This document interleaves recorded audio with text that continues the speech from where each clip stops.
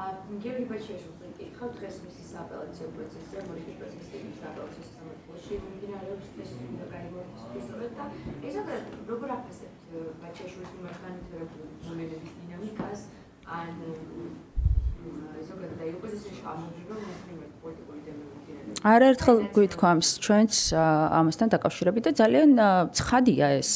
რომ ბაჩიაშვილი სხვათა შორის არის ადამიანი, რომელსაც ბიძინა ივანიშვილი თავის შვილობილს ეძახდა და ადამიანს, რომელსაც თავის შვილობილს ეძახდა, ბიძინა ივანიშვილმა გაიმეტა სასიკვდილოდ და სასიკვდილოდ გამეტება არის ის, რაც მას მოუწყვეს საპატიმროში და ის, რომ დღემდე გამოძიებული ეს საქმე არ არის და კონკრეტულ კითხვებზე პასუხი არ აქვს.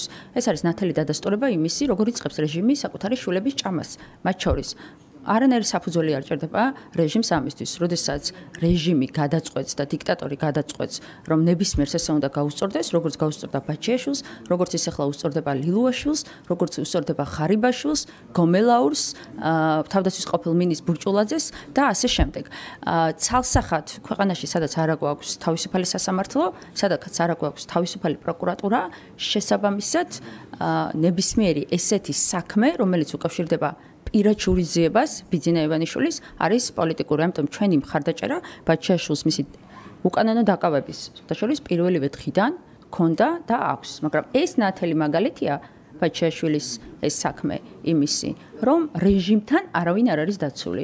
ყველაზე ახლო ადამიანებიც კი არ არიან დაცული. აი ირაკლი კობახიძე, რომლის ხელითაც ეხლა ის უსწორდება ირაკლი ღარიბაშვილს, მის გამორჩეულ მონას და ლილუაშვილს, რომელიც ასევე მისი გამორჩეული მონა იყო ბიძინა ივანიშვილის. ზუსტად ასევე გაუსწორდება კობახიძესაც ბიძინა ივანიშვილი, როცა ამის დრო მოვა.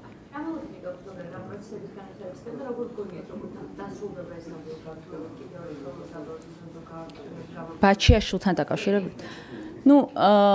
იმ პირობებში და იმის გათვალისწინებით რა სისტემაც გვაქვს სასამართლოში, რომელსაც მართავს კლანი, იმის გათვალისწინებით, რომ ბიძინა ივანიშვილი ცდილობს, რომ პოლიტიკურად მოტივირებულია ეს საქმე და მისი პირადი შურიზიება არის იმის გათვალისწინებით, რაც დამართეს ბაჩიაშვილს, ჩვენ საერთოდ გონია, რომ ბაჩიაშვილის სიცოცხლე და ჯანმრთელობა არის ძალიან დიდი საფრთხის წინაშე. იმის გათვალისწინებით, რაც მას დამართეს. ბიძინა ივანიშვილის მართვის წესი არის ეს. ბიძინა ივანიშვილი ფიქრობს და ეს არის მაფიოზური მმართველობის წესი, რომ ყველა ადამიანი, რომელიც თვითონ შექმნა, შემდეგ საკუთარი სიცოცხლით არის პასუხისმგებელი მასთან. ამიტომ არათუ სასამართლო პროცესი, საერთოდ ამ ადამიანის უსაფრთხოებაც კი ძალიან დიდი კითხვის ნიშნის ქვეშ არის დღეს.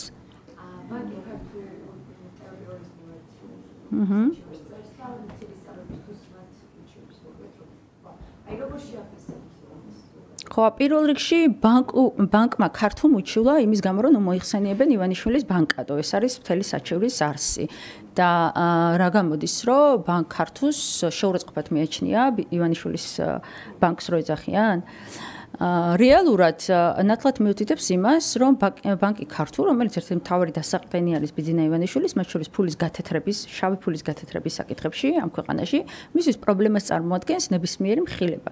ნებისმიერი ჟურნალისტური მხილება, მათ შორის ტვ პირველის მხრიდან, რომელიც ძალიან აქტიურია ამ მიმართულებით, ამიტომ ეს შეიძლება შეფასდეს მხოლოდ შურისძიება და თავდასხმად თავისუფალ მედიაზე.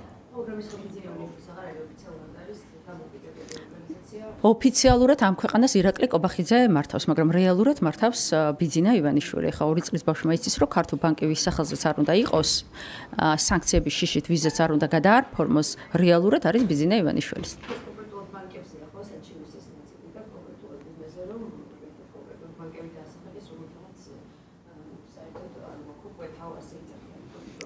არ ვიცი, მე საჩუქარ არ ვიცი იმ მოცემულობაში რა მოცემულობითაც ეს არის საჯარო, რაც გულისხმობს, რომ აპროტესტებს ბანკი ქართულ რომელს არ დაუძახონ ივანიშვილის ბანკი.